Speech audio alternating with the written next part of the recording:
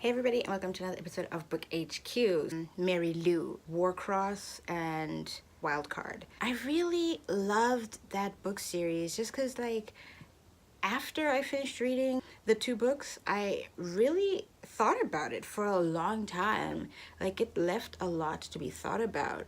And it follows the life of Amika Chen. She's like the protagonist, and she's a bounty hunter by default because she, it's like in a dystopian future, but very like scientific future. She didn't finish school, and being a bounty hunter is kind of the only work that she can get, and she's like a down on her luck bounty hunter too, but she's really good with programming. And so there's this massive like online game tournament called WarCross, and she kind of glitches herself into the game, like the opening games, and then she gets on the radar of the guy who created the game, and incidentally like remade the way the world is in a way, because he created this technology called the Neuralink, and so everything in the world runs on this Neuralink, where you can like wear these glasses and like have kind of like augmented reality filters kind of put on top of everything, and businesses and stuff operate with these filters and the Neuralink. So it's like it's a pretty big deal. So she gets on his radar, and he hires her to help him figure out a problem with the game. And then it turns out that there's something much bigger going on. There's like an assassination attempt on his life, which she uncovers.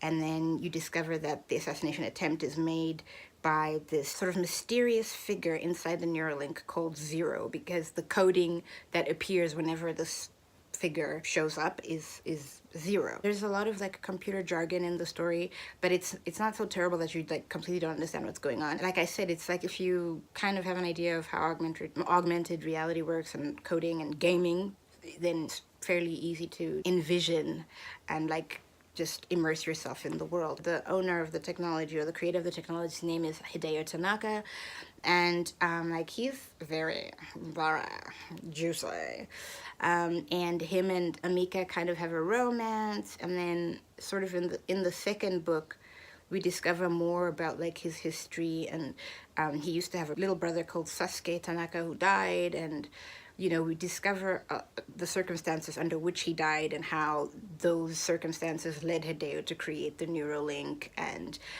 just so many interesting characters. In the first book, she ends up being on a WarCross team. The Phoenix Riders is what they're called, and she's on the team. And there's Ash, who's the team captain, who's in a wheelchair, and there's Hammy. There's this French dude whose name I don't remember. Oh my goodness, the French will not be happy with me. I'm living in your country and I don't remember the one French person in this book. All the different characters have very complex kind of backgrounds. Like I said, on the Phoenix Riders, there's Hammy, there's Ash, there's Rashawn.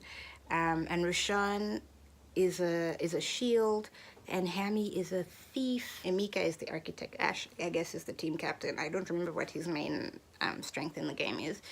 And then the French guy does something also, but I don't remember. It's really interesting, like, to get into the game and like figure out how the game works. And there are a lot of really cool like game sequences, descriptions in the book, which are also really cool. But I think like in the second book, you see more game descriptions, and like because it's like a bigger platform, and the games have kind of gone to the next level, and it's a bigger tournament than it was in the first book. What I really liked is that like the characters were all, even supporting characters, were really very well fleshed out and complex.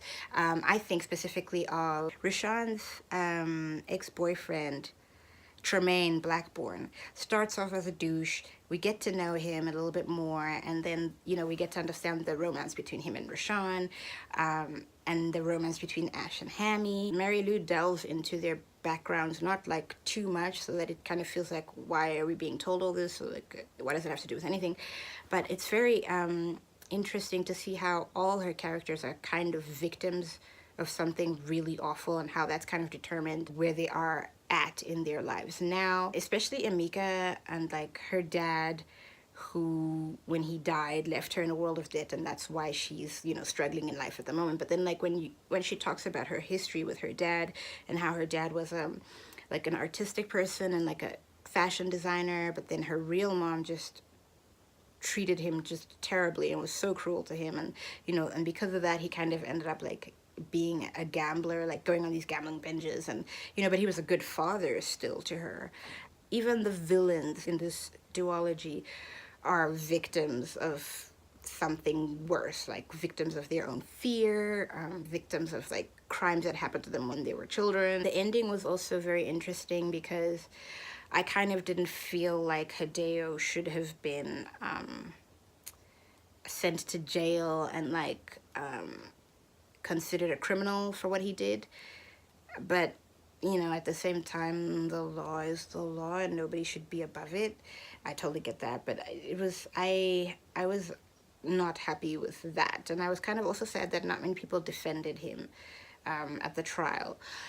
But it was also interesting to see how at the beginning of the duology, Emika starts off as like this pauper church rat, you know, struggling to make ends meet, and by the end of the book series, she's the one who's now the person who is at the top of the pyramid. And at the beginning, she meets with Hideo for the first time and he offers her a job. At the end, she's the one now who's offering Hideo a job, because he's going to serve out his sentence under house arrest. And I mean, in many ways, it kind of made me feel like that is kind of how like the tech world or like really huge companies work. Like if you've read like the biographies of like Steve Jobs, for example, or Elon Musk, like they start these huge companies and these companies end up changing the world, and then like their board members end up taking their companies away from them. So I kind of like was like, I can see, you know, how this has happened to Hideo, because I've, you know, read about it in these people's biographies.